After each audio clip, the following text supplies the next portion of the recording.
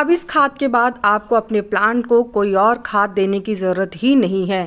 पूरी तरीके से संपूर्ण खाद है, ग्रोथ, फ्लावरिंग सब कुछ भरपूर होगी। तो कैसे तैयार करते हैं इस खाद को, चलिए फिर वीडियो में बात करते हैं। हेलो एवरीवन, कैसे हैं आप सब लोग। लव फॉर गार्डनिंग में आप लोगों का बहुत बहुत स्वागत है। तो आज जिस खाद के बारे में मैं बात कर रही हूँ, अगर आप इसको दे देते हैं तो फिर इसके बाद आपको अपने प्लांट में किसी और खाद को देने की ज़रूरत नहीं है। ये अपने में ही संपूर्ण खाद है। इससे ग्रोथ भी होगी, रूट्स भी स्ट्रॉन्ग बनेंगी, फ्लावरिंग फ्रूटिंग भी बहुत ज़्यादा होगी और प्लांट स्ट्रॉन्ग बना रहेगा।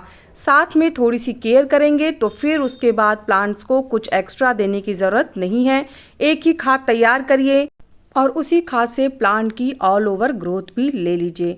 तो पहले मैं आपको बताऊंगी कि उसे बनाना कैसे है, फिर उसके बाद उसको किस तरीके से प्लांट में देना है और इस खाद को जब हम प्लांट में देंगे तो हमारे प्लांट को क्या क्या फ़ायदे होंगे, उनकी ग्रोथ में क्या हेल्प मिलेगी, ये सभी चीज़ें मैं आपको साथ साथ बताती रहूँगी। तो चलिए सबसे पहले बात कर लेते हैं कि इस खाद को हमें अपने प्लांट को देने के लिए किस तरीके से तैयार करना है, फिर उसके बाद उसको कैसे देना है। तो इसके लिए सबसे पहले मैंने 2 लीटर पानी ले लिया है। उस 2 लीटर पानी में मैंने वर्मी कंपोस्ट लिया है। आप चाहें तो गोबर की खाद या लीफ कंपोस्ट भी ले सकते हैं। थोड़ा बारिश हो रहा था हम लोगों के यहाँ, इस वजह से मेरी वर्मी कंपोस्ट थोड़ी गीली हो गई है। तो मैंने यहाँ पे 2 लीटर पानी में 200 ग्राम वर्मी कंपोस्ट डाल दिया है। वर्मी कंपोस्ट में NPK तीनों ही पाया जाता है और नाइट्रोजन की क्वांटिटी थोड़ी ज़्यादा होती है इसमें। इसके बाद मैंने यहाँ पे लगभग 2 चम्मच बोन मील लिया है। अगर आप बोन मील का इस्तेमाल नहीं करते हैं तो आप रॉक फॉस्फेट का भी इस्तेमाल कर सकते हैं, वो भी सेम वर्क ही करता है। इसके बाद मैंने यहाँ पे लगभग 3 चम्मच नीम की खली ली है। तो 3 चम्मच मतलब आपके पास जो भी कोई हम लोग खाने वाला चम्मच यूज़ करते हैं वो चम्मच से आप 3 चम्मच इसे ले सकते हैं। इसके बाद जितना हमने नीम खली लिया था उतना ही हम यहाँ पे राख ले लेंगे। ये लकड़ी की राख है, तो 3 बड़ा चम्मच आप लकड़ी की राख का भी इस्तेमाल कर सकते हैं। इसके बाद इन सभी को अच्छे से हमें मिक्स कर देना है और मिक्स करने के बाद कम से कम 3 दिन और ज़्यादा से ज़्यादा 4-5 दिन के लिए आप इसको भिगा सकते हैं।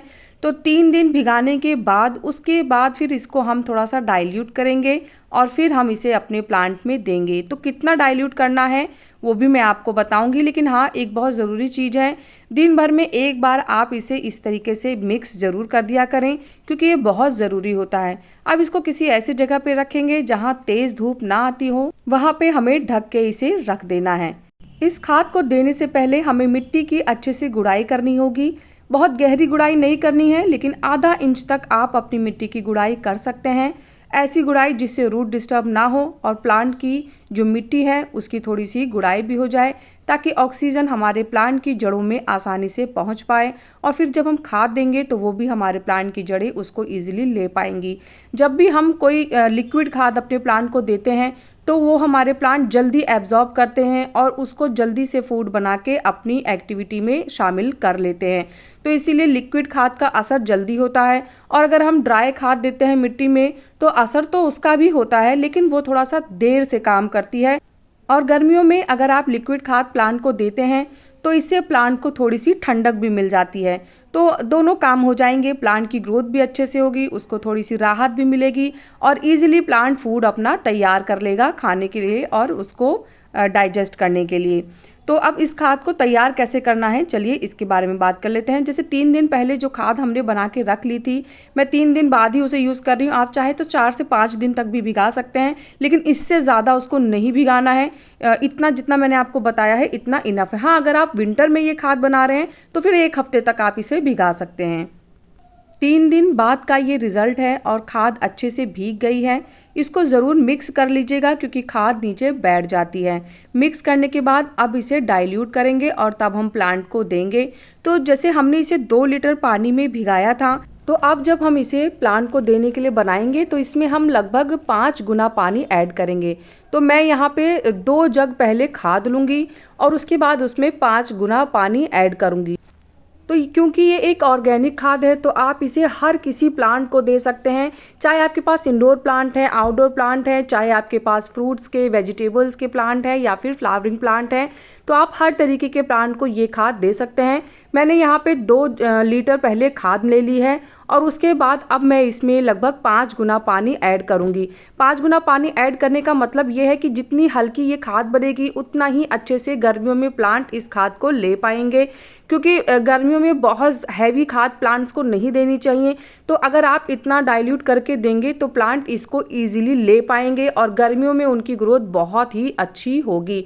तो गर्मियों में कभी भी बहुत हैवी खाद या बहुत ज़्यादा केमिकल प्लांट्स को नहीं देने चाहिए। 100% ऑर्गेनिक है। मैंने आपके सामने ही जो खाद डाली है सब ऑर्गेनिक खादें हैं और सब प्लांट्स को बहुत ही अच्छे फ़ायदे पहुँचाएंगी, क्योंकि इसमें जो हमने वर्मी कंपोस्ट डाला है उसमें NPK, नाइट्रोजन, फॉस्फोरस, पोटेशियम तीनों है।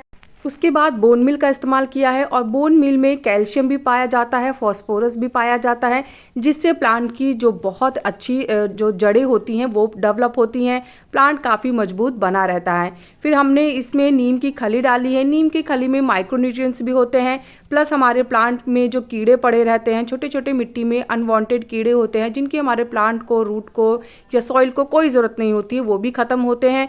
और उसके बाद जब हमने इसमें राख डाली है तो राख में हमें पोटेशियम मिलता है, जिससे प्लांट में फ्लावरिंग, फ्रूटिंग, वेजिटेबल्स बहुत ही अच्छे से ग्रो होते हैं। तो जो खाद हम बना रहे हैं इसको हमें देना कब है, तो महीने में एक बार आप ये खाद अपने प्लांट को दे सकते हैं। गुड़ाई ज़रूर करिएगा और अगर गर्मियों में दे रहे हैं तो शाम को देना है, और अगर आप सर्दियों में दे रहे हैं तो फिर आप इसको दिन में दीजिएगा, फिर आपको इसे शाम को नहीं देना है। डाइल्यूट करने का जो तरीका है वो मैंने आपको बता ही दिया है। खाद देते समय ध्यान रखें कि पत्तों पे खाद ना जाए, हम इसको डायरेक्ट मिट्टी में ही देंगे। इस खाद का हम स्प्रे भी नहीं करेंगे, हमें सिर्फ और सिर्फ इसको मिट्टी में ही डालना है ताकि हमारी जड़ों को ये मिल पाए और उससे फिर प्लांट की जो डेवलपमेंट है और ग्रोथ है वो भी अच्छे से स्टार्ट हो जाएगी। और अगर आपको मिट्टी में फंगस का कोई प्रॉब्लम लग रहा हो तो यहाँ पे आप लगभग आधा चम्मच फंगीसाइड भी इस पानी के मिश्रण में घोल सकते हैं। इससे मिट्टी में फंगस की समस्या भी दूर हो जाएगी। लेकिन क्या होता है कि जब इस तरीके की खाद हम देते हैं तो फंगस की प्रॉब्लम नहीं आती है। फंगस की प्रॉब्लम ज़्यादातर तब आती है जब हम मिट्टी में बार बार पानी देते हैं और मिट्टी अच्छे से सूख नहीं पाती है, उसके बाद हम फिर उसे पानी दे देते हैं। तो ऐसे में मिट्टी गीली और जड़ें हमेशा भीगी रहती हैं तो फंगस बहुत ही जल्दी से अटैक करता है। या फिर जैसे हम सरसों की खली देते हैं उसको बिना डाइल्यूट किए जैसे पाउडर फॉर्म में डाल देते हैं तो उससे भी कभी कभी फंगस के चांसेस हो जाते हैं। तो जब मिट्टी आपको 1 इंच तक ड्राई लगे तो ही आप प्लांट को पानी दें, तो फंगस कभी भी नहीं आएगा। सारी डिटेल, सारी जानकारी बता दी है, लेकिन इसके बाद भी अगर आपको कोई क्वेश्चन कन्फ्यूज़न लगता है तो आप कमेंट करिएगा। कमेंट में मैं आपके क्वेश्चन का आंसर ज़रूर करूँगी। कैसा लगा मेरा आज का ये वीडियो मुझे ज़रूर बताइएगा। अगर आपको वीडियो पसंद आया है तो वीडियो को लाइक करिएगा, चैनल को सब्सक्राइब करिएगा और प्लांट से रिलेटेड अगर कोई भी क्वेश्चन आपके माइंड में है तो आप कमेंट के थ्रू मुझसे बात कर सकते हैं। मिलते हैं फिर नेक्स्ट वीडियो में, तब तक के लिए बाय, टेक केयर।